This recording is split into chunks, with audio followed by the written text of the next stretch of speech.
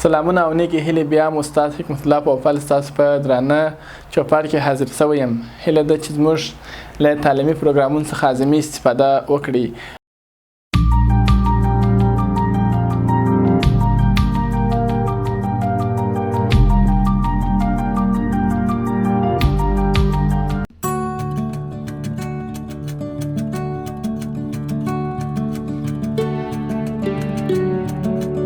نو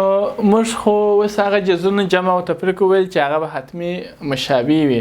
که چیرې جذرونه موږ جمع کوو ولې هغه جذرونه غیر مشابه وي باید څنګه یې جمع کوو؟ د هغوی د جمع کولو لپاره لومړی باید هغه مشابه کړو. جذرونه چې تاسو مشابه کوئ د تجزیې په مرسته کولی شئ تاسو هغه مشابه کړئ. مثلا داسې تاسو ته یو مثال درکول سي 3 ضرب جذر 8 جمع 5 ضرب جذر 2 وای تاسو دا جذرونه په خپل منځ کې جمع کوي. کله چې موږ جذرونه سره جمع کوو ولې هغه مشابه نه او بیا موږ غواړو هغه سره جمع کوو نو اول به دوی مشابه کوو وروسته به په منځ کې د جمع او تفریق عملیه خلاصوو په داسې شکل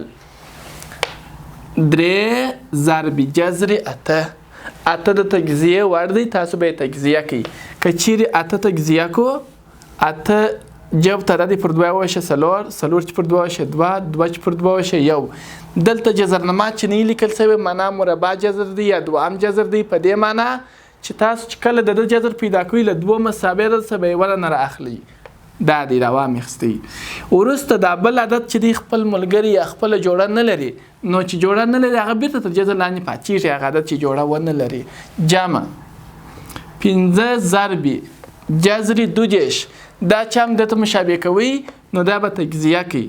2 جب ته د دی یو اسخانه جو ته پر 2 وشل کیږي چې پر 2 وشي اول 3 پر 2 وشو 1 2 2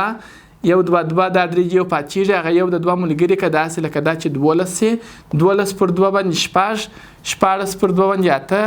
8 پر 2 باندې 4 چې پر 2 وشم 2 چې پر 2 وشم 1 نو جذرنما چې نسته یعنی 2 د لدې دوه جذرون سیوانه لدې دوه جذرون سیوانه دا جوړن نه لري هغه بیا تر جذر لاندې پاتې کیږي. نو موږ به ولیکو چې 2 ضرب 2 دغه 2 چې جوړن نه لري دا تر جذر لاندې پاتې کیږي. اوس براسو 3 2 جذر 2 جمع 15 2 لاس 2 شل جذر 2 اوس چې جذرونه مشابه سول بیا به په منځ کې د جمع او تفریق عملیه خلاص کړي په داسې شکل سره چې اول بیا هم له مشابه جذرونو څخه تاسو یو جذر ولیکئ ضریبونه چې دي 6 دا جمع شل اوس نو شل او 6 دا 14 جذر 2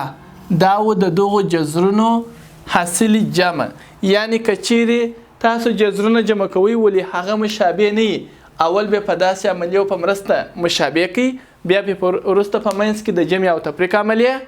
خلاص کوي.